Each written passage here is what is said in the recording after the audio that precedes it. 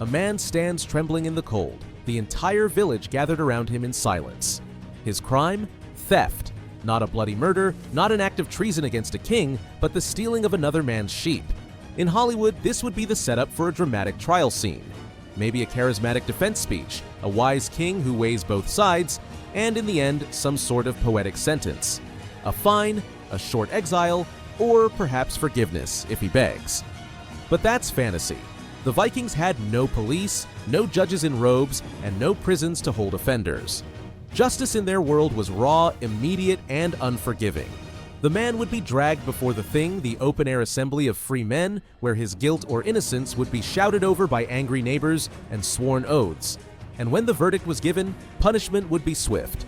Sometimes it was a hefty fine, called wergild, literally man price. But if the victim's family rejected payment, justice turned into vengeance. The thief might be outlawed, stripped of all rights, forced into the wilderness with nothing. Anyone who killed him on sight would be praised, not punished. And this wasn't the worst fate a Viking could suffer, because if you broke the wrong law, insulted the wrong person, or dishonored the wrong family, justice could be horrifying. Your punishment could be mutilation, public shaming, or even death by one of the most terrifying executions in history. The Blood Eagle. This is the side of Viking life. Hollywood never shows you. We've been fed images of brawny warriors clashing with swords, storming monasteries, or drinking ale in smoky halls. But behind the raids and the feasts was a society that survived by enforcing its laws with ruthless brutality. Laws weren't written down at first, they were memorized and spoken aloud. And yet, they were enforced with such iron determination that everyone knew. Break the rules, and you'd pay in blood. In Viking society, justice wasn't about fairness, it wasn't about morality in the modern sense, it was about survival. In a world where families had to protect their honor, where clans carried grudges for generations, and where weakness invited destruction, the law was a weapon. A shield for some, and a death sentence for others. Hollywood sanitizes this because the truth is too unsettling. In reality, Viking justice was brutal not only in its punishments, but in its expectations. A man unwilling to avenge his brother's death was seen as weak, dishonored, unworthy of respect. Mercy was rare, and survival demanded cruelty. And that's the story we're about to tell. In this documentary, we'll uncover the real Viking justice system. You'll see how communities gathered at the Things to pass judgment in the open air, and how even a simple insult could spark a blood feud lasting generations. You'll learn the terrifying punishments handed down to outlaws men cast from society, hunted like animals with no hope of return. And you'll face the grim reality of executions, where Hollywood's vague sword fights are replaced with cold, methodical, and deeply symbolic acts of violence. Most importantly, we'll expose how justice wasn't some noble system guided by wisdom. It was a game of power. The wealthy twisted the laws to protect themselves, while the poor paid the price. Justice could make a man rich or take his head. By the end, you'll understand why Viking justice was less about right and wrong, and more about life and death. So forget the movie versions, forget the noble kings and dramatic trials. The Vikings lived by a code far harsher than Hollywood dares to show you, and tonight, we're going to walk straight into it. Part 1. Justice in a world without police. To understand Viking justice, you need to forget everything you know about modern law. There were no police patrolling the streets, no uniformed guards keeping order, and no jails to store criminals. If someone wronged you in Viking society, whether they stole from you, injured you, or even killed a loved one, it was not the job of the state to fix it. It was your job, your family's job. This was the foundation of Viking law. Responsibility for justice lay in the hands of the people themselves. The role of the Thing. The Vikings didn't rely on rulers to make laws in isolation. Instead, they had the Thing, an assembly of free men that acted as both parliament and court. Every freeman was expected to attend the local Thing, and in places like Iceland, the annual Althing could gather thousands.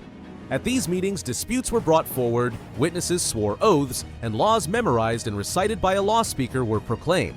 Imagine it. Hundreds of men gathered in a windswept field, debating, shouting, sometimes even fighting over whose version of events was true. There were no lawyers to argue your case.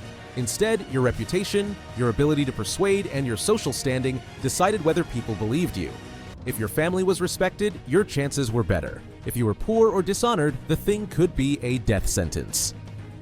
Sworn oaths and witnesses. Evidence, as we think of it today, hardly existed. There were no documents, no forensic investigations, no written records. Instead, truth came down to words and, more importantly, to oaths. If accused of a crime, you could clear your name by swearing an oath before the assembly and having others, often 12 men, swear alongside you. These oath helpers vouched for your honesty. But if they hesitated, if their voices cracked, or if their reputations weren't strong enough, suspicion fell on you. A man without allies was doomed. Wergild, the price of a man. One of the most distinctive parts of Viking justice was the system of wergild, literally man price. Every person had a set value depending on their social rank. If you killed someone, you could pay compensation to the victim's family instead of facing revenge.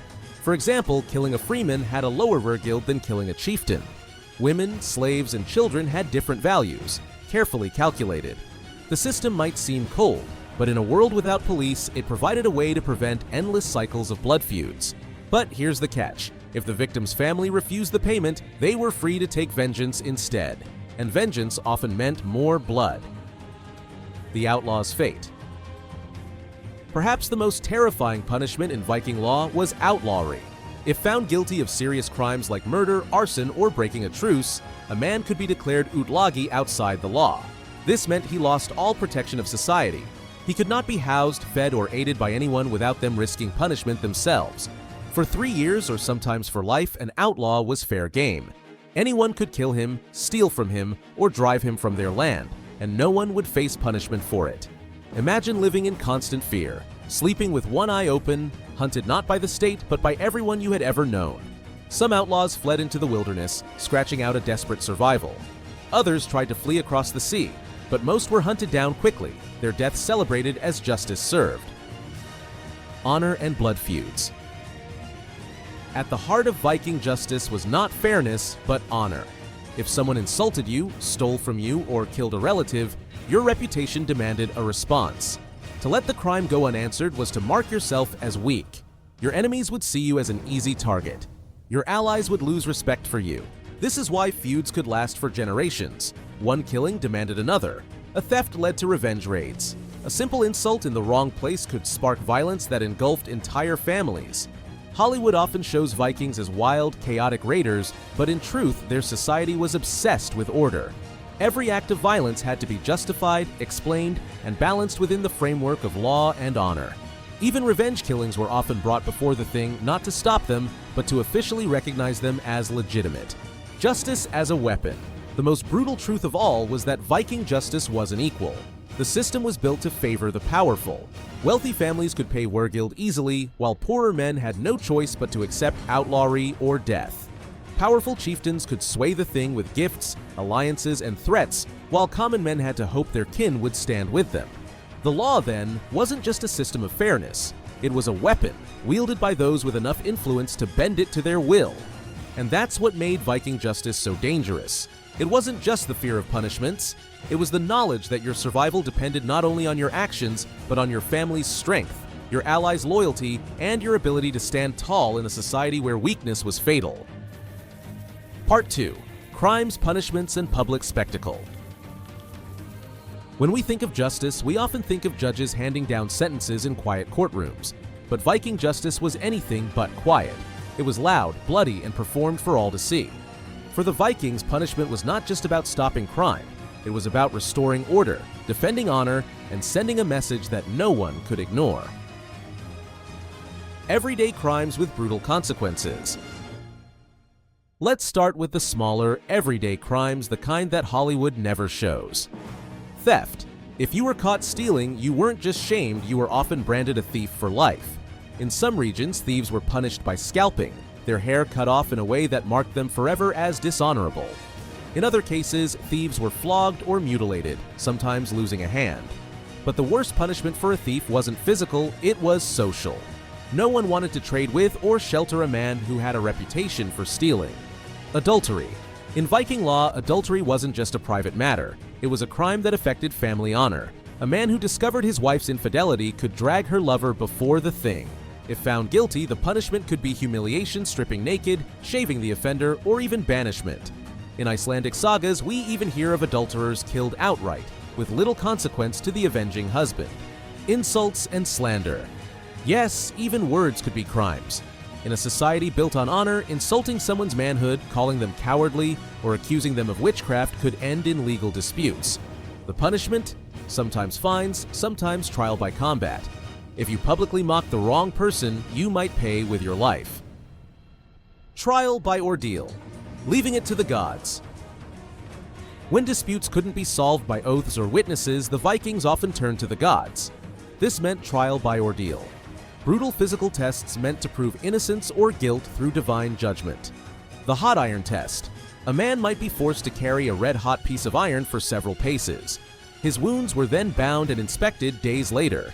If they healed cleanly, the gods had shown he was innocent. If they festered, guilt was proven. The boiling water test. Another ordeal required plunging a hand into boiling water to retrieve a stone or ring from the bottom. Again, the healing of the burn determined innocence. To modern eyes, this seems barbaric, but to the Vikings it was proof that the gods themselves decided justice. And the terrifying part? Everyone believed it. Blood, shame, and humiliation. Viking punishments weren't just about pain, they were about shame. Public humiliation was a common penalty. A thief might be paraded through the settlement with stolen goods tied around his neck. An adulterer might be tied to a post and mocked.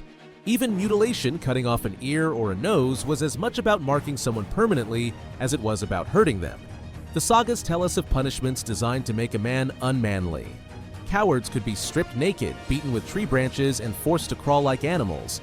Such punishments destroyed reputations, and in Viking society, losing honor could be worse than death. The extreme penalty execution. Of course, some crimes demanded the ultimate price. Murder without cause often led to execution if compensation wasn't accepted.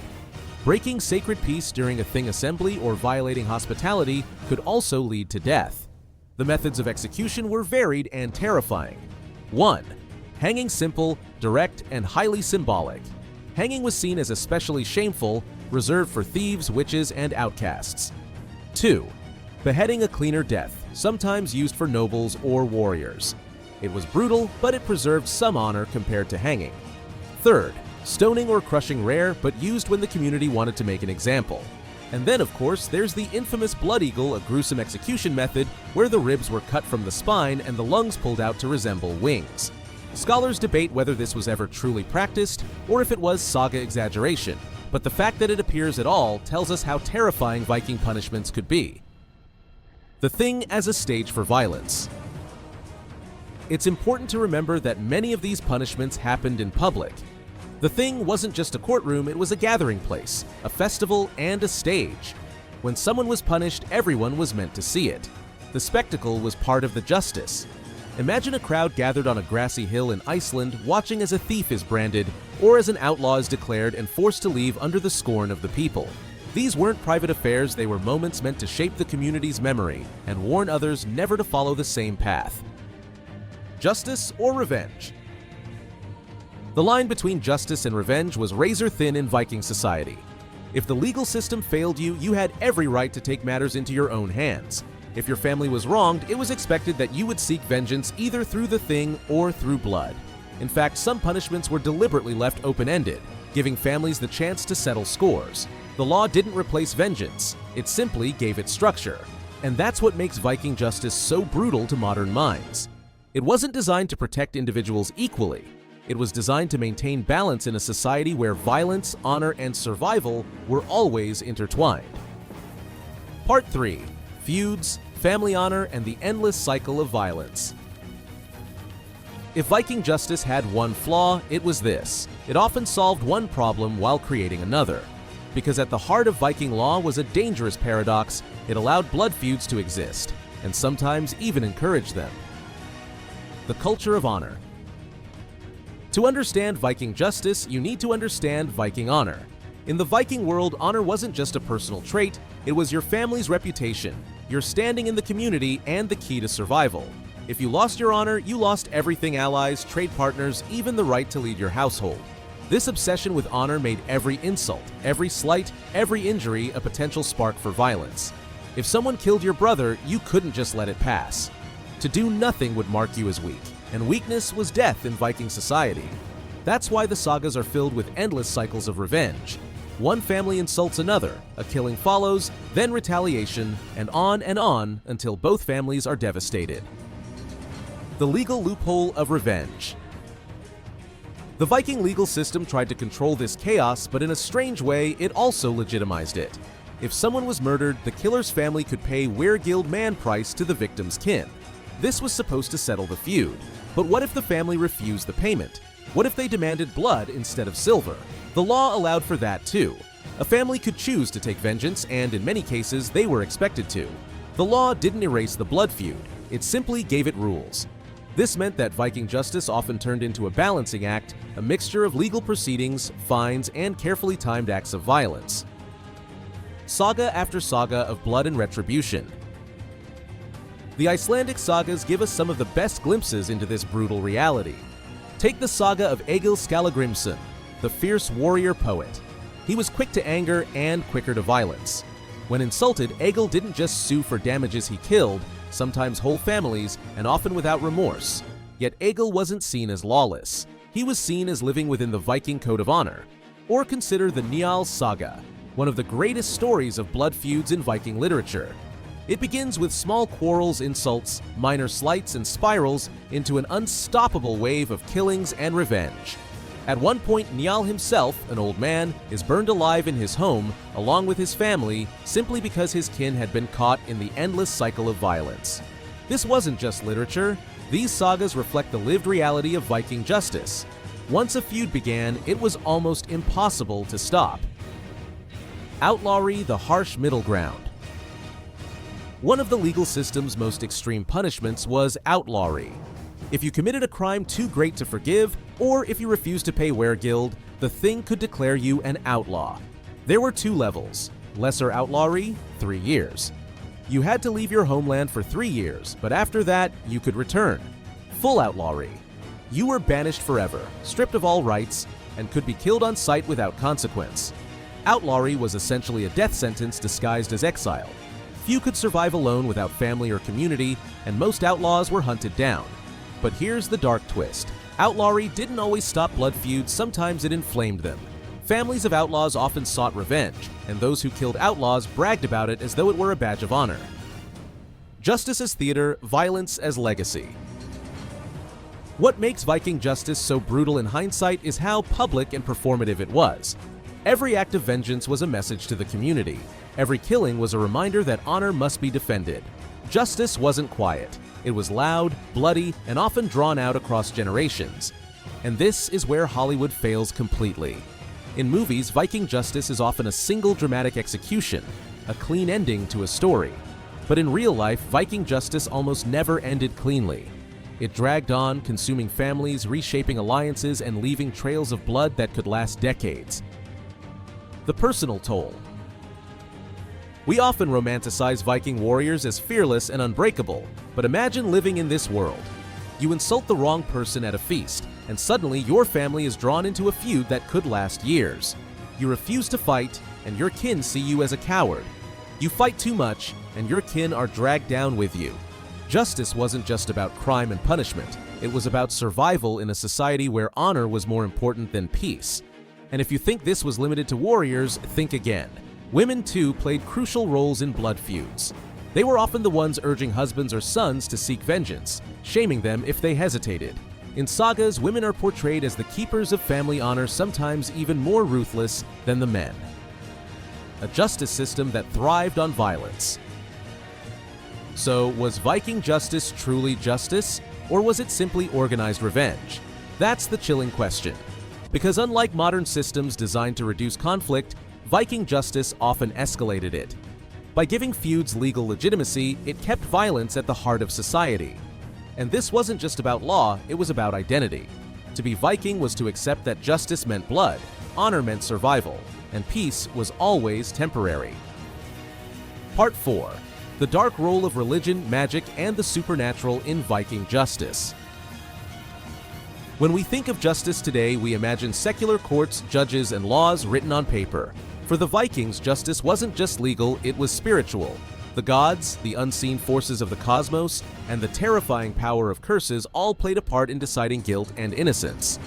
This is the side of Viking justice that Hollywood almost never shows. The dark, uncanny belief that divine forces watched every crime and that men and women could call on them to strike down their enemies. Law as a sacred duty. To the Vikings, law wasn't separate from religion, it was born from it. The assembly at the Thing wasn't just a meeting of men, it was held in places considered sacred. In Iceland, the Althing took place at Thingvellir, a dramatic landscape of cliffs and rivers. This wasn't by accident. It symbolized that decisions made there were overseen by the gods themselves. The law speaker, the man chosen to recite the laws aloud, didn't just perform a civic role. He carried almost priest-like authority. Forgetting or misreciting a law could bring chaos, and so the law was spoken as though it were holy scripture. Every oath sworn at the Thing was sacred too. Breaking an oath wasn't just lying, it was a crime against the gods. Swearing falsely could bring down not only shame, but supernatural punishment. Ordeals as divine tests. Earlier, we looked at ordeals like carrying hot iron or plunging a hand into boiling water. These weren't random punishments, they were sacred tests. If a man's wounds healed, it wasn't because of luck, it was because the gods had intervened. The Vikings saw divine will as inseparable from human justice. To accuse someone falsely meant risking angering the gods. To undergo an ordeal meant handing your fate directly into their hands. In a world where everyone believed in the reality of gods, spirits, and fate, this gave Viking justice an intensity that we can barely imagine today. The fear of satyr and sorcery. Not all justice was official. Sometimes it came through fear of satyr sorcery. The Vikings believed that witches, sorcerers, and seers could manipulate fate, curse enemies, and even bring death through unseen powers. In the sagas, accusations of witchcraft often led to legal disputes, banishment, or execution. Why? Because magic wasn't just superstition, it was a weapon. A woman accused of weaving a curse could be as dangerous as a man wielding a sword. Viking justice recognized this, and so charges of sorcery were treated with deadly seriousness. One of the most feared forms of satyr was the needstang, a pole with a carved head, often of a horse, raised against an enemy. It was believed to curse them, driving them from their land or causing misfortune. To raise such a curse was a declaration of war, and it often provoked legal action or retaliation. The role of oaths and sacred witnesses. Oaths were at the heart of Viking law. If there weren't enough witnesses to prove guilt or innocence, a man could swear an oath to clear himself, but only if he could find others willing to swear alongside him. This was called compurgation. If 12 men swore on a person's honor, he was acquitted. But breaking such an oath swearing falsely was believed to call down divine vengeance. The gods themselves were the ultimate enforcers. This is why oath-breaking was among the most shameful crimes a Viking could commit. It marked you as untrustworthy not only to men, but to the gods. Blood sacrifice and justice. Some scholars suggest that executions themselves may have carried ritual weight. Hanging, for example, wasn't just a punishment, it echoed the sacrifice of Odin, who hanged himself from Yggdrasil to gain wisdom. To hang a criminal may have been seen as dedicating him to the gods. This adds a chilling layer to Viking justice. Death sentences weren't only about removing criminals, they may have been offerings, blending law with religion in a way that blurred the line between execution and sacrifice. Fate and the inevitable. Perhaps the darkest element of Viking justice was the belief in weird fate. To the Vikings, everything was woven into the great tapestry of destiny. If a man was accused, if he suffered ordeal, if he was outlawed or killed, it was because fate demanded it. This fatalistic worldview made justice at once terrifying and strangely inevitable. To resist a sentence was not only to defy men, but to defy fate itself. And who could defy fate? Justice beyond death. The Vikings also believed that justice extended beyond life. A man who died dishonorably executed as a thief, coward, or oathbreaker was denied entry into Valhalla. His shame followed him into the afterlife. Families carried that shame for generations. In this way, Viking justice wasn't just about punishing the body, it was about punishing the soul. The fear of eternal dishonor was often more powerful than the fear of pain. The legacy of Viking justice. We've journeyed deep into a world that looks nothing like the neat courtrooms and clean-cut heroics of Hollywood. Viking justice was brutal, it was bloody, it was terrifying. And yet, in its own way, it was also logical, ordered, and deeply human. Not the Hollywood fantasy. Movies love to show Vikings as rampaging barbarians, swinging axes, shouting war cries, and taking what they want. But what we've seen here tells a different story. The Vikings weren't lawless, they weren't savages. They had rules, rituals, and courts. But their justice system was built for their world, a world where honor was more valuable than gold, where family could not be separated from guilt, and where the gods themselves were seen as active participants in every trial. Hollywood doesn't show you the outlaw wandering the wilderness, starving, shunned by all. It doesn't show you the man forced to plunge his hand into boiling water while the crowd waited to see if the blisters would heal. It doesn't show you the quiet terror of an oath knowing that to lie was to risk the wrath of Odin himself. The double-edged sword of honor. At the core of Viking justice was honor. This wasn't abstract. Honor was survival. It meant land, alliances, and marriage prospects. It was your reputation, the currency that bought trust in a society without prisons or police. But honor was a double-edged sword. It demanded blood. It demanded vengeance. It demanded that no insult go unpunished, no feud go unanswered, no oath go unbroken.